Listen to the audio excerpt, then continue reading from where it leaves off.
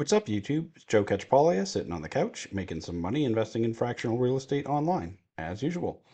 Today we've got a new listing from Lofty. It is a long-term rental in Macon, Georgia. I think it's Macon, like rhymes with bacon. That's all I could find online for the pronunciation. If somebody lives there and they want to make fun of how I say it, please just let me know so I can fix that. But that's what I think. Um, we've got a whole lot to unpack with this one. It is a long-term rental. You can see we've got 18.75% rental yield, right? That's what they're paying right now. But projected annual return 8.42 and projected rental yield 7.1. What do we got going on here? We got a lot of stuff. So before I get too far into it, I want to let you know I do own tokens in a couple other properties that REO is running. This is REO is the co-owner on this one. He's doing a good job on them. They're some of my best performers as far as just like reliable income. Um, it seems like on this one, we're not going to get that same kind of deal. It doesn't appear to be to me anyway. Um, I have a lot of outstanding questions, and so I'm going to just ask those as I go. And hopefully, somebody in the chat or in the Discord or somewhere can tell me, what I'm missing. We've also got some just egregious errors from Lofty. Really, just one big one, but it's one that just we keep having. So I'm gonna point that out when we get there. Um, Hopefully, I won't go on too much of a Lofty rant. I do want to let you know I put new money on there today. I haven't done it in quite a while. I've been holding off. Um, Odom, 5401 Odom in Fort Worth, it just got so cheap. And we passed a vote to just sell it for a price that I think it should move now. It's a big discount to what we had it listed at before. And so it just seems like it was stupid cheap. And so I just went ahead and grabbed some of those. So, I've been telling you a while, I haven't been putting new money on here, just sort of moving around what I already had. But, it got me to change that stance. But really, in my mind, on Lofty, the real deals right now, the way to make money is just from those deep discounts, picking up equity, right? I think a lot of the ones that are, that are cash flow or high yields, a lot of those yields are traps, and we've talked about that a whole bunch before, so I'm not going to get into it too much. All right, so long-term rental in Macon, Georgia. Uh, I don't know anything about Macon, so I started off where I always do, looking at population trends on Wikipedia. This is just the city itself, and it's the city and the county is the same for this, which is weird, but I've come across that a couple different places. Um, but it's a combined city county. And so you can see there was a ton of decline and then a huge pop between 2010 and 2020, and then a little bit of a decline again. And what's interesting is there was a huge pop one other decade before the decline. I don't know, it's kind of all over the place. And when it was small like this, you can kind of imagine why. But once you get over like 100,000 people, or close to 100,000, that 72% pop, if I'm going to invest in this, I really want an explanation of what's going on there. Was this, I mean, I don't know, maybe is this a military town and they like increased the number of people in the base quite a bit for, and maybe that's only temporary, or, I mean, usually it's just such a big move. Or is it just that like, the market itself, there's just movement within the market. I mean, I don't really know. That's just a very strange to see all that shrinking and then a huge pop and then a little bit of shrinking again. But so anybody who knows what's going on there, I'd love to hear about it. What do we got here? This is the the metropolitan area. Yeah, the metropolitan statistical area. They don't even have the little chart I'm used to seeing, but they just tell you like, okay, it's these 5 counties, and 2010 it was 232,000. The 2017 estimate, which is a weird one, but it shrunk, and in 2022 again an estimate, it's grown. So I'd really like to just know what's going on here. I'm not curious enough to really dig into it too much because I am just I'm going to pass on this one at the moment anyway. But it doesn't mean that's the right thing for you. Before I forget, please like and subscribe. In the description to this video, I have links to all the places where I currently invest in fractional real estate online. Feel free to use those links, but if you do your own due diligence on all of the platforms and on any of the properties that you buy on there, right? Don't just buy something because I do, and just because I say I'm going to pass on this one doesn't mean that you should. Also, just so you know, there's been plenty of times where I've passed on a property and gone back and picked up tokens later, either when the situation changed or when the price changed, right? And so both of those things could happen here. So it's why, even though if I make a quick decision that I'm not going to invest in something, I still like to go back and I still like to do all the due diligence I'm normally going to do in case I'm going to come back and buy it later. So got that. And then there's also this combined Macon Warner Robins statistical area, and that's grown in in the last 4 years. The estimate that it's grown. So overall, we have some growth trends, but we just have that real weirdness with the huge pop and then a little pullback. So um, I don't know if I loved everything else about the property, I don't think I'd let that stop me. But it is something that like I'd really be interested in an explanation for. I checked out the National Risk Index. This is, I think, relatively low is what we've got here. And I'm just looking at expected annual loss. Now, remember, when you have less dense areas, your expected loss is going to be lower. So I always like to also look at like the actual how often certain things happen and the risk scores of different things. Hail and ice storms seem to be the biggest ones. Tornado is they say relatively moderate. Um, if you're going to put a lot of money into this, you might want to dig more into the different issues. For me, this is the extent that I do for most of these because I'm not putting a whole bunch in any one of the fractional deals. Sometimes I'll do some other research. I'll ask, Grok to tell me about it or whatnot. But that's, as long as I'm not in an area that's like really hurricane prone or, very clearly flooding, those sorts of things, I don't worry so much. Um, Speaking of flooding, so it is in a flood zone. And this is, we ran into this on one other property, and I feel like I didn't give you a good explanation of what it was. I tried to dig into it more because I just haven't run into this shaded X that often. Usually, so X is the flood zone. It usually means if it's an unshaded X, I believe it means it's outside of the 500-year floodplain. But when it's the shaded X, it's in between the 100-year and the 500-year floodplain. So it's still considered moderate risk. I think all of X is considered, is it moderate or low risk? I think it's considered moderate risk in both or low risk in both. Ugh, I'm just making it more confusing now, and now I'm messing that up. Um, but normally I'm happy with X, but I'm still not. I'm still on the fence of if I'm okay with shaded X or not. I think the Mogul property that I bought, the Hugo, I think that's the one that was in a shaded X that just like the whole area was, and it was really weird to me. So I have bought at least one that's in that. I know I own a couple of Earl's properties in New York that are in a flood zone. And for the most part, I've avoided them. It's typically been a no-go for me. Um, when I buy my own properties because I know dealing with insurance claims is something I hate doing. So even if you're fully insured and everything's covered, you're not going to lose money. Okay, well, time is money, and I'm going to lose money dealing with it, right? Um, I've sort of pulled back on that take when I'm buying fractional real estate because it's not my time, right? I'm not going to deal with it.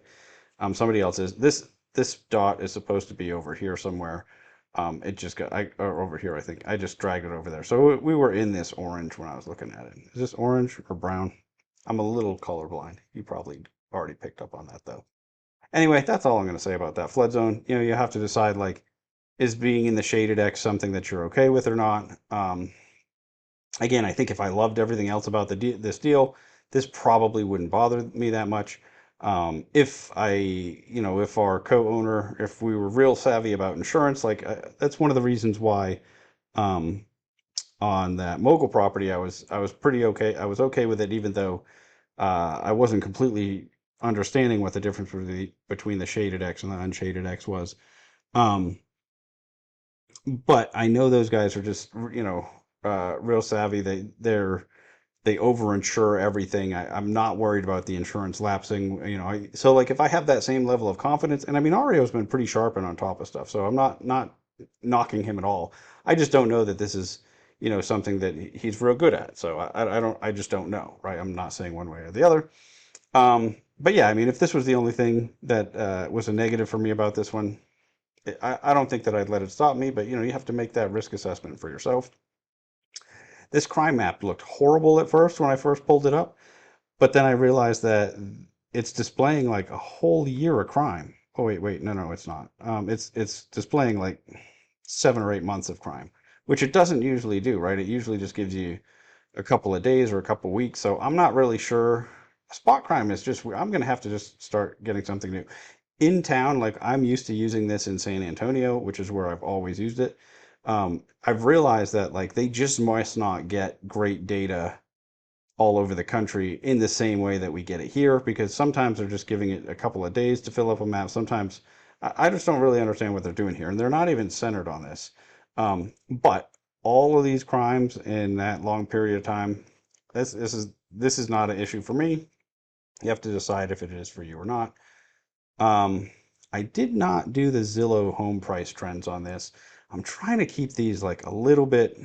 I know I've done some like hour-long ones, and it's a kind of absurd, and part of it is that I just ramble on. But um, I think that's something that's it's easy to check. But let's go into the valuation. Okay, so this is coming to the platform at 225,750, plus plus the closing cost. But so this 225,750. Let's compare that. So if we go on Realtor, oh, and we're getting the rent is 1650 with $50 in pet rent, so 1700. So let's look at both of these at the same time, right? So rental estimate. What's happened here? Why are we freezing? Okay, yeah. Redfin thinks the rental is 1310. Uh, we know we're doing better than that, but it also thinks the value is 207,000.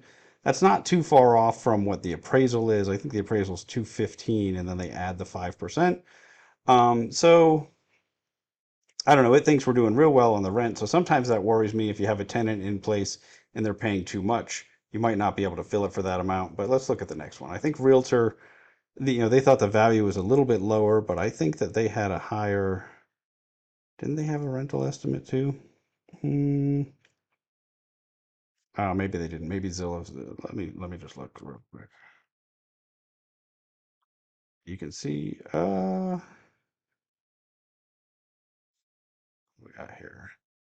Yeah. Nope. Nope. They didn't have it right there. And I'm just going to close tabs because you can tell my computer just is hating life lately. I dropped it, and I think it's gotten just so much worse since that happened. I didn't really drop it. My cat knocked it off the couch. Um, it was my fault for like leaving it sideways on the couch. Oh yeah, and then Zillow. Well, Zillow's not giving his estimate. This is actually just the last time it sold, but their rental estimate is actually 1779. So that makes me feel better about the rental amount. I still think okay, maybe we're a little bit high what we're paying for this. This is what's driving me crazy. So we've talked to Lofty about this. I've actually spoken to Jerry about it in the lounge, the voice lounge. I know Pleb has just been harassing them about just getting true appraisals for properties that we're bringing to the platform, and appraisals where the DAO is the client, and the purpose of the appraisal is for the DAO to decide on buying the property, right? To make a purchase decision. Well, look at this. Okay, we've got a desktop appraisal, right? Desktop valuation summary appraisal report, meaning this appraiser did not enter the property. Um, it's it's the appraisal value is subject to the subject having the characteristics listing in the tax record in the MLS. So he's saying, okay, it's gotta be what that is, and also based on client input. Well, you couldn't see it because my face is in the way, but the client is listed as REO. So okay, also based on the client's input that it's in good condition, right? So he's just taking his word for it. He's never been in the property. He just takes REO's word for the fact that it's in good condition. Now, like I said, REO has been perfectly fair to me as a co-owner. I don't think that there's anything that he's doing wrong necessarily. I just don't think Lofty should be allowing this type of appraisal. I think they should have an actual appraiser visit the property, confirm the condition on their own. And so, because he's saying like the value could be altered if any of the information provided to the appraiser is found to be inaccurate. When they say, okay, the intended user is the named client herein, which again, I'm just going to move this here. I mean, this is his name up here, and actually, I guess they don't even put his name um, in this section anywhere, right? Like under the lender client or lender. So they don't actually list him as the client. They don't list anybody, right? And so that's just problematic. But they're calling him the client when they say, that's who told him it was good. Obviously the Dow didn't tell him that, so they're calling Ario the client, I believe. And then they're saying, okay, the intended. So that's the intended user. The intended use is for that client and or its subsidiaries, which we are not. So the Dow is not a subsidiary of the co-owner who's selling it to the Dow. The purpose is to help that client evaluate the subject to value of the subject property.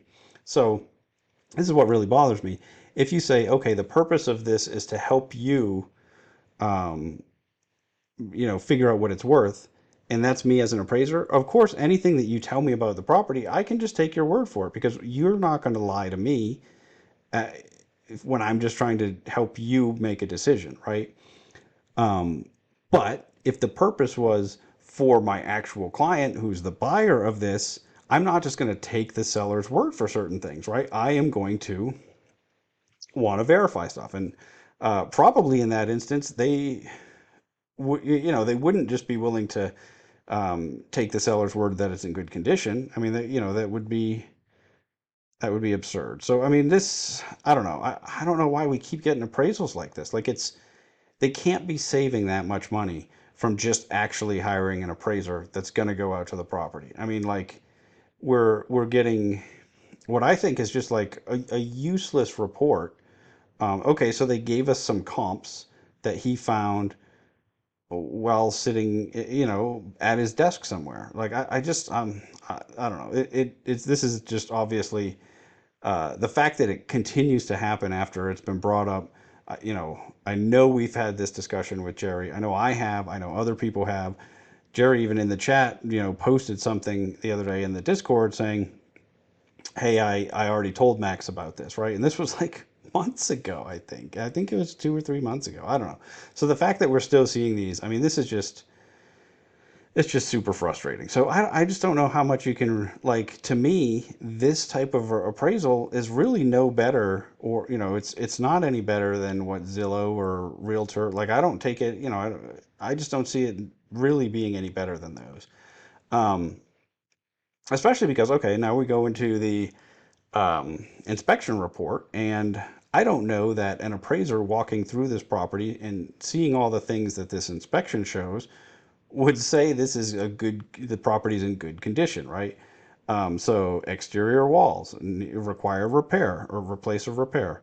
Um, Doors, interior and exterior, replace or repair. So you can see there's a lot of places where there's damage to the siding. There's a lot of places where, and maybe some of this stuff is fixed. And this is the other thing I brought this up with the new listing the other day. If we're going to bring stuff to the platform and we have an inspection, I want to know everything that's been fixed since this inspection was done, right? Hopefully some of the stuff has. Um, yeah, I mean this siding is really messed up here. When you get this wavy siding, you just have to fix it because you can get like critters going in there. It lets moisture in. It's just not doing its job when it's like that. Uh, yeah, I mean, just stuff like this, gaps. I mean, there's lots of little issues, but I don't know, yeah, this was a weird one. I'm not going to go through the whole appraisal, but the main thing in here was that the service entrance and panels, the electrical service requires replacement, and because of that, they have all these other parts of the home that weren't inspected, right? So like none of the branch circuits were inspected. Um, the heating and cooling equipment weren't inspected. Um, the water heater wasn't. The gas, and I'm not sure why this was not inspected. But so a lot of this stuff, like I don't know, if I were buying if I were helping a client here in town, or if I was buying one for myself, we went and did an inspection, and this is what came up. Normally, unless I'm buying this to flip and I'm getting an incredibly deep discount, which is not what's happening here, right? We're basically paying full market value for this property. So my request would normally be that they fix the electrical so that we can then go and complete an inspection of every. Sorry about that. My thing froze again. I did drop my computer the other day. My cat actually knocked it over. It's gotten way worse since then. So clearly, I just need to get a new laptop and I need to make time to go shopping for that. So sorry about that. I know this keeps happening in these videos and you get interrupted. So I was really just saying though, if I were going to buy this in real life and I'm get these types of results and I request that the seller fix that so I can actually, fix the main problem, the electrical, so I can actually, um, inspect all these other things. If not, I'm just going to walk away, right? Like, or demand a huge discount.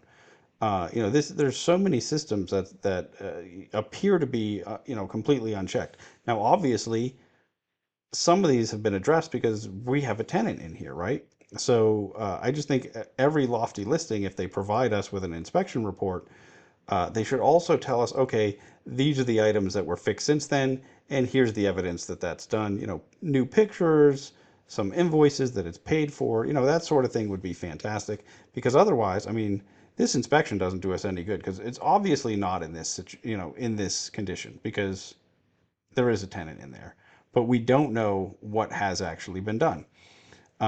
So that would be fantastic if that became a new best practice, right? We get one of these, they fix some stuff, let's put that up. But this wasn't even that long ago. This inspection, let's see,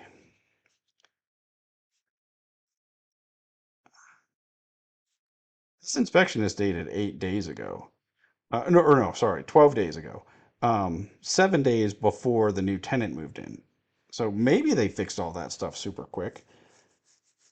I don't know. That's kind of interesting. Maybe it didn't get fixed. They just got the electricity on, and most of the stuff actually worked. I mean, I don't know. I'd love it if there was always some like additional info about what's really going on there. But we do have some evidence that there's a tenant. We have one page of a lease agreement. Um, I don't really not understand why we're not getting the full lease agreement, right? We're just getting one page, so that's a little bit frustrating. Again, like I don't think, you know, uh, Ario has always been a good co-owner for me for these other properties. So I don't necessarily blame him for this. Like this is like Lofty should not accept this as like, okay, we have a lease, we have one page, we have an appraisal that's really not, not what we should be doing for appraisals. Like, I mean, there should be some minimal standard of due diligence. If you're going to tell me this is leased and then I get one page, like it just doesn't make sense. Now, obviously, we're getting most of the important terms here, right? We're getting the length of the lease and the security deposit and what the rent is and what the pet rent is and what the late fees are. All the numerical terms are there, but I want to see the actual lease, right? Because the devil is always in the details, right? Like, I mean, does this say who's responsible for the utilities? Because usually tenants pay all kinds of stuff, but it's also something that's outlined in the lease, right? Like, I mean, it's just this is not the level of documentation that I'd ever be willing to make an investment based on. I do think they're doing some interesting stuff with this. I don't think I mentioned this yet. Hopefully I didn't, and I'm not repeating myself, but I have froze a few times. So um, so Ario is buying this property subject to the existing mortgage, which means he's buying it from somebody. Maybe he already bought it. He didn't pay off the mortgage. And it's not the same as an assumption, right? He didn't like make a deal with the lender to assume it. He's just buying it. And then typically when you do that, you start to make the payments so the property doesn't get foreclosed on. Sometimes, if the seller is a little bit savvy, they're going to say, oh, it's not just subject to, we're going to do a wrap mortgage, right? You're going to basically sign a mortgage to me where I can force you to make those payments, right? That way you don't just walk away from the property in the future. That's not what's happening here, though. It looks like it's just a pure subject to. And then he's selling it to the Dow in the same way. So the Dow is going to just take over payments. What's interesting is it says the Dow will begin to service the mortgage after the initial 3 month stabilization period. I think that partially explains what's going on here with why the yield is great right now, but then will, go down significantly over time. But it doesn't. I wish it was more clear on who's actually making the payments during that 3 month period. I'm assuming it's Ario, but it doesn't seem like it requires him to, right? So I don't know. And then they tell you like what happens if this doesn't if the lender, because the lender doesn't have to let you do this, right? They typically have a due on sale clause in the mortgage that says if you sold it, we can call the whole mortgage due. You have to pay it off. And so they're saying in that case, we'd either have to do a capital call for the full mortgage amount, or um, we would have to have do a refinance. And now at least they're saying for the refinance, you have to explicitly outline the full process, which is great because we've run into some pretty bad problems with that, right? Um, on Lofty specifically, like as far as like letting people do things that they shouldn't just because the lender said they had to get it refinanced. So anyway, I like that they're including what you have to do. Um, I haven't talked a lot about this. I think buying subject to creates risks that a lot of people ignore because it's become really popular to talk about online. I do know at least a couple people who, I know two people who have had subject to mortgages um, called by banks in the last couple of years. And actually, each of them had a couple. So it's not, this is a real risk that this could happen. A best practice is actually to move it into a trust that looks like it's the trust of the seller, and then they change the beneficiary. Even in that instance, actually, one of the two that did get the due on sale triggered um, had used the trust tactic, and still somehow the bank sussed it out. I think because um, I don't remember what they did, but they maybe changed the name on the insurance, or they did something that tipped it off. That let the lender know. Now, I say that's the best practice. That's what a lot of people that are pushing these subject to deals would tell you to do. Um, I am in the camp that anytime you're doing something to deceive a lender, you are at risk of committing mortgage fraud. So when they say, "Oh, do that so the lender doesn't know," I think that I don't like being in that gray area. Anyway, so there is a risk to it when we move. Anytime the co-owners are moving a property into the DAO and they have the mortgage, we're technically doing these subject to transactions, right? Like we're moving it over. Now again, there's not ever an explicit, they're not doing it with a mortgage, so there's no requirement for the DAO to make the payments. All it means is they bought it, but that lien exists, right? It's subject to that lien. They realize that's not getting paid off. Um, I think it's much, I think the risk is lower because in that instance, when the co-owner is still an owner of the property, and that's who's still interacting with the lender, and that's who's making the payments, and I think that reduces the risk a little bit just from a practical standpoint, but it's still not zero. But that's why I don't bring it up on every single one, because I think that when you have that original borrower still in the picture, it's a little bit different. And so, yeah, I think doing a true subject to deal is a little bit more of a risk. When you're doing it and you're getting a 3% or 4% mortgage, I think, okay, we have to balance the risk with the additional return.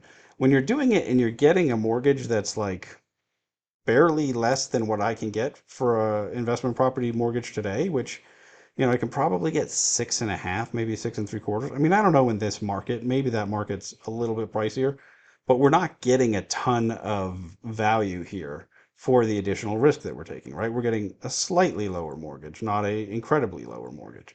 So that's just something to keep in mind. I know I don't mention it a whole bunch, but I think when it's especially now because title's moving twice too, right? There's like double the chance that there's going to be an issue. And hold on one second. Sorry, I caught it right before it froze again. But so anyway, I think I'm glad that the DAO is responsible for making the payments. I think it is, but I don't like the additional risk of a subject to deal in this instance, especially, where it's now two moves of title. I think that there's just, additional chances of this just looking off to the bank and them wanting to do something. Obviously that's why they outline what would happen in that instance. The other thing that they're doing interesting here is the Ario is the manager, right? His company is this Aransas Holdings LLC. This is his company's website. That's the manager of the DAO, or the property manager, and they're charging and you could see from the lease it looks like he's actually using Hemlane to manage it, and he's the one doing that. Similar to what both Earl and Alec are doing at this point with a lot of properties. So he's charging a 10% management fee, but that's payable in escrow tokens released. He's saying to the nearest whole token. So like if it's $170 in management fee, there'll be three tokens paid to he'll be given three tokens, and they'll be from the ones that were released from the DAO paying the mortgage. And then in addition to that, he'll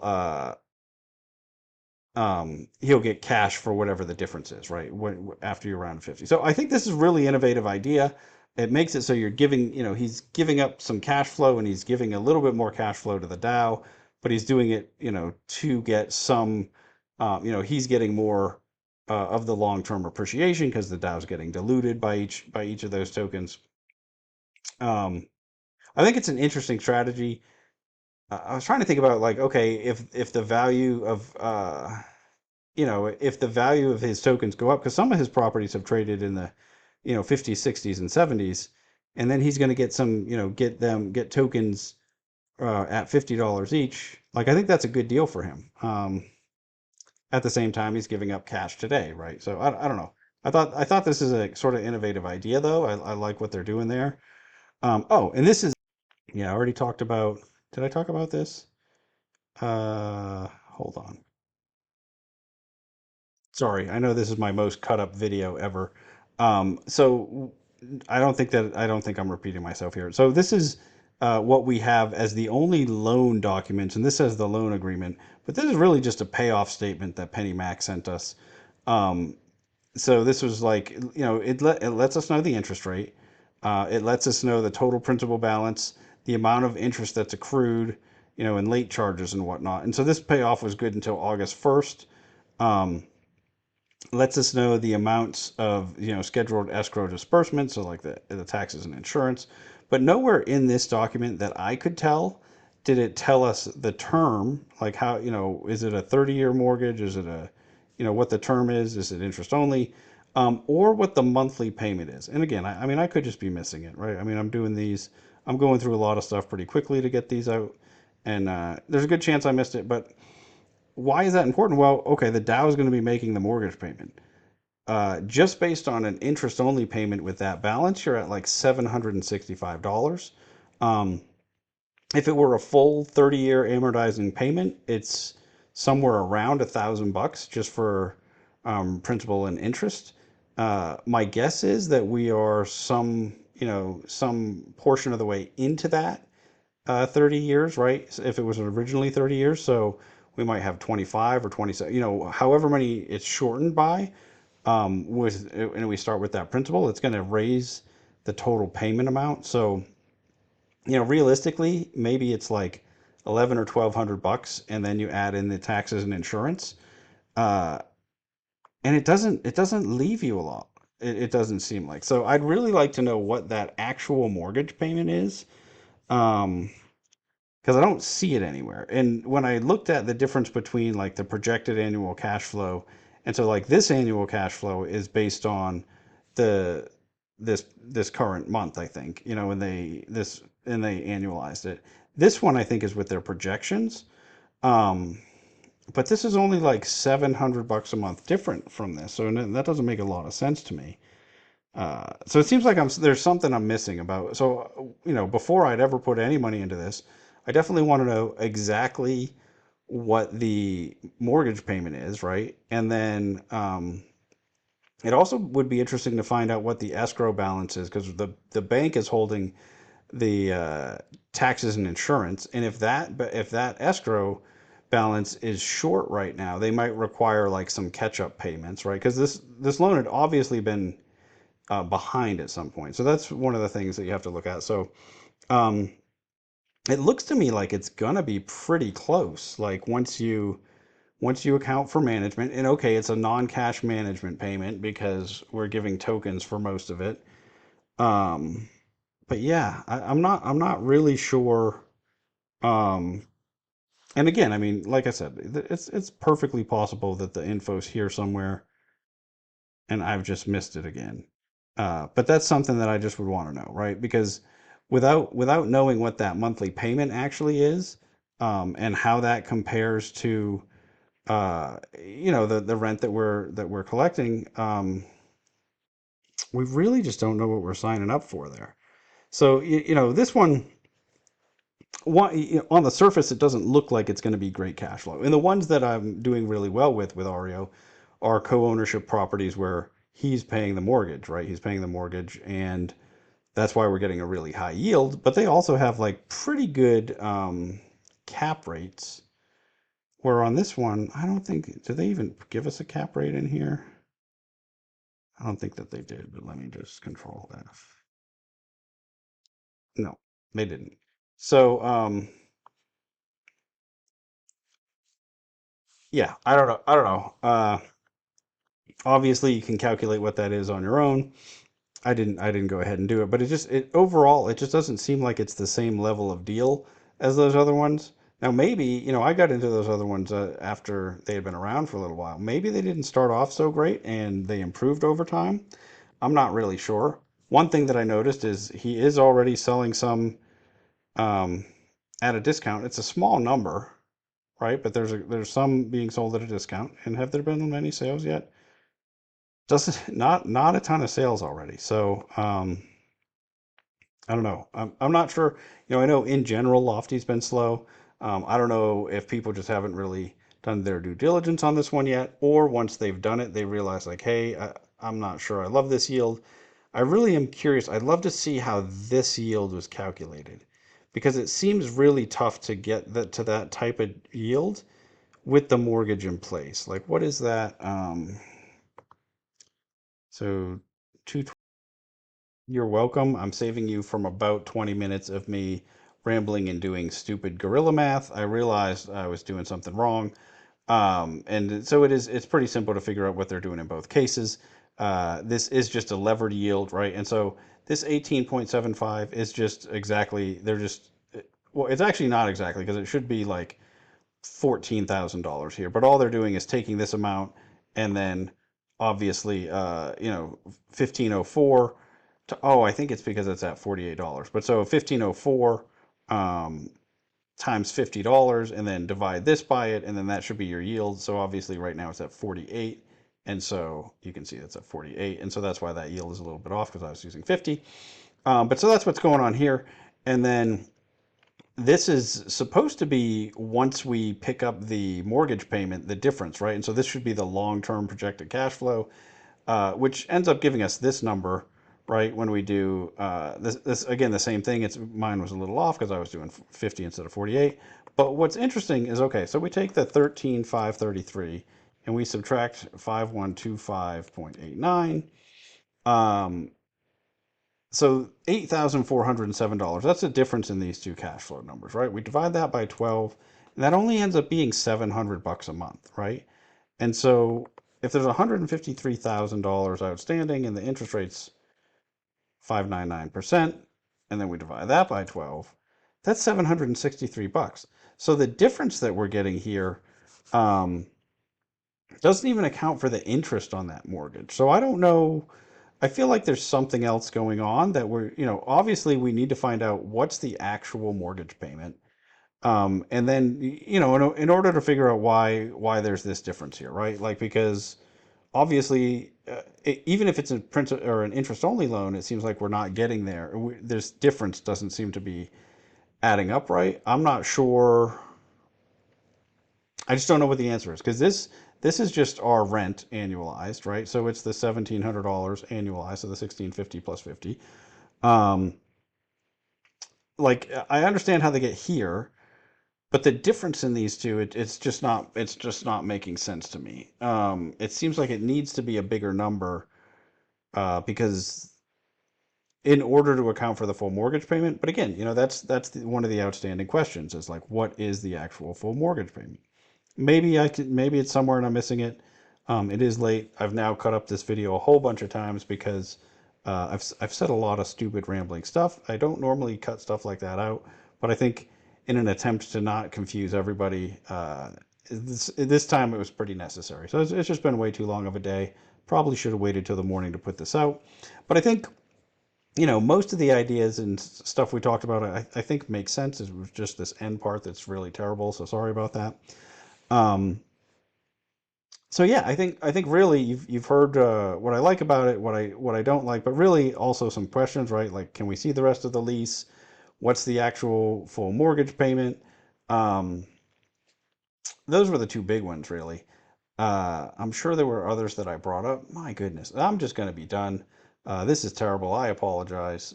I'm going to do better on the next one. I'll take a nap before I do another late night one like this. I didn't get my nap in today. Usually I do take one. We had like parent teacher night at the school or back to school night or something. So I didn't realize just how badly I actually need a nap. So sorry. Okay, done rambling. Tickle the like button. I'm okay if you give me a thumbs down today. I probably deserve it after this. And also do the thing with the bell. And then, okay, so yeah, if you know the answers to any of the questions that I brought up, please do put them in there. I do want to just, if Ario, if you happen to have watched this video, I do like the other properties you're running for me. So, I've got, I can't think of the names of them. But anyway, so I would like, if you have good answers for these questions, it'd be fantastic for me. Um, Obviously, like what makes those other ones really high cash flow is that the Dow's not paying the debt. It changes the risk structure moving it in there, right? But at the same time, um, it's also crushing the yield. But we are getting levered appreciation. Okay, see, now I'm just rambling some more. That's it. I'm really done. I'm sorry. Until next time, I'm going to keep making mistakes so that you don't have to.